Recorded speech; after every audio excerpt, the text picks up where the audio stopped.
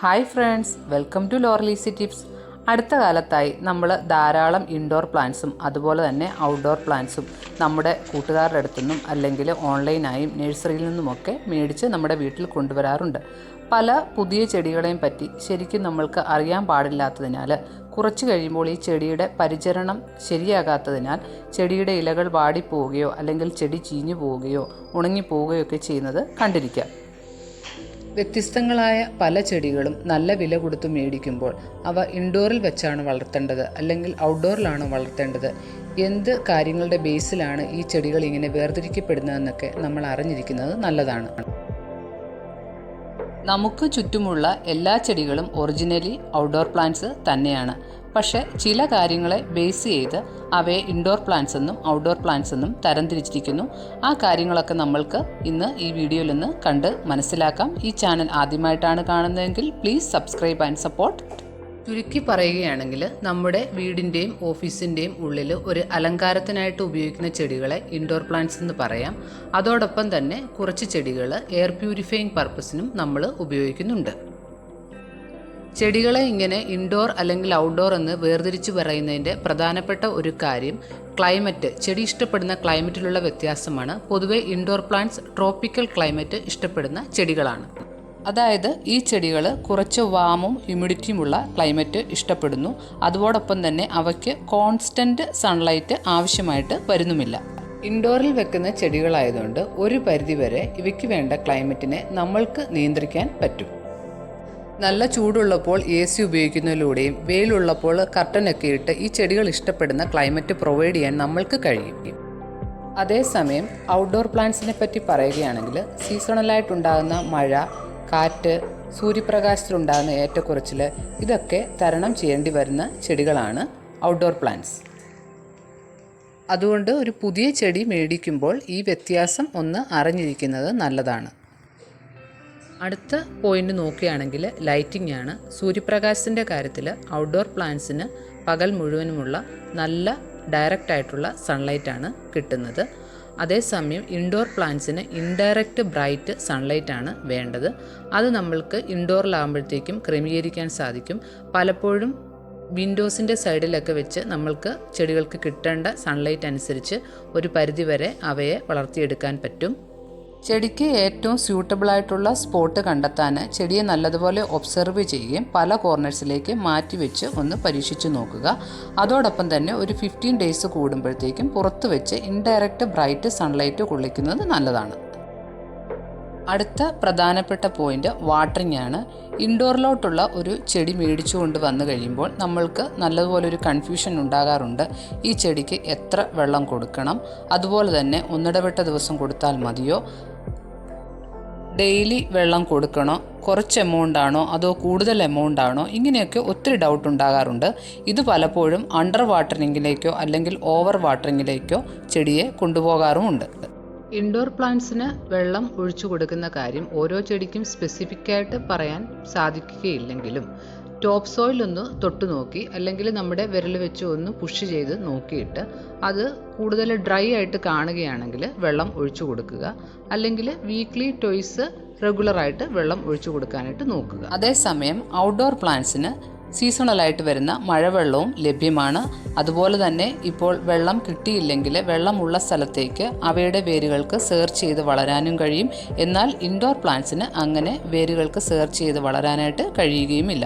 അപ്പോൾ നമ്മൾ കറക്റ്റായിട്ട് വെള്ളം കൊടുക്കാനായിട്ട് ശ്രദ്ധിക്കുക. നെക്സ്റ്റ് പോയിന്റ് ചെടികളുടെ സ്പീഷീസ് ആണ്.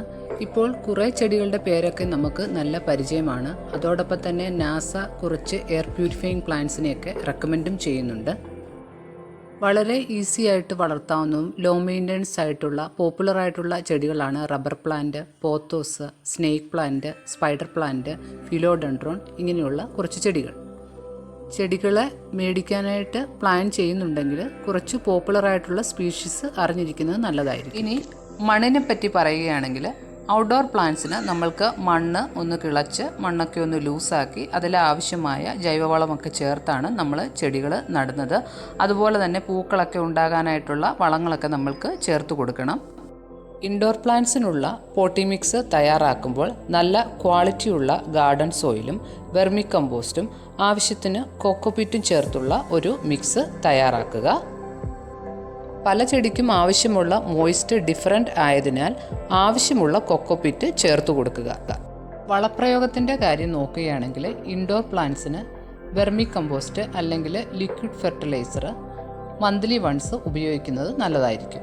പുറത്ത് ഓപ്പൺ എയറിൽ വളർത്തുന്ന ചെടികൾക്ക് ആവശ്യത്തിന് സൂര്യപ്രകാശവും സീസണലായിട്ട് മഴവെള്ളവും ഒക്കെ കിട്ടുന്നുണ്ടെങ്കിലും മാസത്തിൽ 2 പ്രാവശ്യം ജൈവവളം ചേർത്ത് കൊടുക്കുന്നത് നല്ലതാണ്. അതുപോലെ തന്നെ പൂക്കൾ ഉണ്ടാകുന്ന ചെടികൾക്ക് വളരെ കാലമായിട്ട് പൂക്കൾ ഉണ്ടാകുന്നില്ലെങ്കിൽ അതിന് വേണ്ട സ്പെഷ്യലായിട്ടുള്ള വളവും ചേർത്ത് കൊടുക്കുക. നെക്സ്റ്റ് പോയിന്റ്, ചെടികളെ ബാധിക്കുന്ന ഇൻഫെക്ഷൻ, കീടബാധ, ഇതിനെപ്പറ്റിയൊക്കെ നമ്മൾ പറയുകയാണെങ്കിൽ ഇൻഡോർ പ്ലാന്റ്സിന് പൊതുവെ ഔട്ട്ഡോർ പ്ലാന്റ്സിനെ അപേക്ഷിച്ച് കീടബാധയൊക്കെ കുറവാണ്.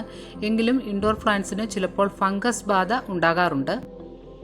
ഇലകളിൽ ഡിസ്കളറേഷനോ സ്പോർട്സോ ഒക്കെ ഫോം ചെയ്തിട്ടുണ്ടെങ്കിൽ പെട്ടെന്ന് തന്നെ ആ ഇല കട്ട് ചെയ്ത് മാറ്റുന്നത് നല്ലതാണ്. അത് ഇൻഫെക്ഷൻ സ്പ്രെഡ് ചെയ്യാതെ തടയും. അതുകൂടാതെ ഇൻഫെക്ഷൻ നമ്മൾക്ക് നിയന്ത്രിക്കാൻ പറ്റിയില്ലെങ്കിൽ ഫംഗിസൈഡ് ഉപയോഗിക്കാവുന്നതാണ്. അതേസമയം ഔട്ട്ഡോർ പ്ലാന്റ്സിന് കീടബാധ ഉണ്ടായാൽ നിയന്ത്രിക്കാൻ കുറച്ച് ബുദ്ധിമുട്ടാണ്. നീം ഓയിലും സോപ്പ് സൊല്യൂഷനും കലർന്ന മിശ്രിതം ഉപയോഗിക്കുന്നത് നല്ലതാണ്. മറ്റ് ചില കാര്യങ്ങൾ, അതായത് സ്പേസ്, നമുക്ക് ഇൻഡോർ പ്ലാന്റ്സിന് വളരെ കുറച്ച് സ്പേസ് മതി. ഫ്ലാറ്റിലൊക്കെ താമസിക്കുന്നവർക്ക് വളരെ കൺവീനിയൻ്റ് ആണ് ഇൻഡോർ പ്ലാന്റ്സിനെ അറേഞ്ച് ചെയ്യുന്നത്.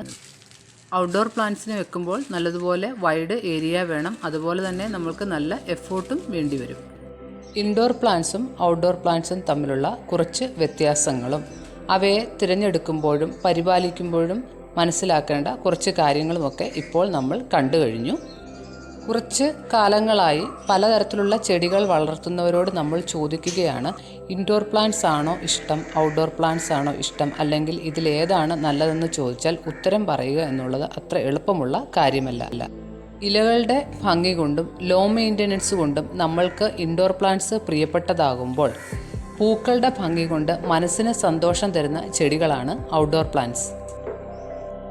എൻ്റെ ഒരു പേഴ്സണൽ എക്സ്പീരിയൻസ് പറയുകയാണെങ്കിൽ, കുറേ കാലമായി ഞാൻ ഇൻഡോറിൽ വെള്ളത്തിൽ ചെടികളെ വളർത്തുന്നു. പ്രത്യേകിച്ചും എൻ്റെ കിച്ചണിലെ വിൻഡോ സൈഡിൽ വെച്ചാണ് ഈ ചെടികളെ വളർത്തുന്നത്.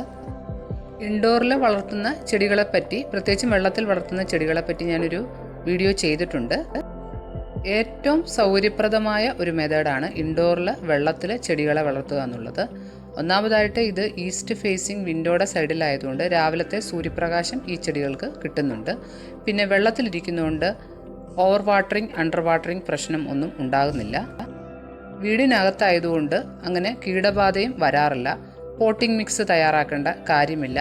അതുപോലെ തന്നെ കിച്ചണിലായതുകൊണ്ട് നമ്മൾക്ക് എപ്പോഴും ചെടികളെ ശ്രദ്ധിക്കാൻ പറ്റും. കുറച്ച് സ്പേസ് മതി. അതുപോലെ തന്നെ എഫേർട്ടും വളരെ കുറവാണ്. അതുകൊണ്ട് കൂടുതലായിട്ട് ഹൈഡ്രോപോണിക്സ് രീതികളെപ്പറ്റി മനസ്സിലാക്കുന്നത് നല്ലതായിരിക്കും.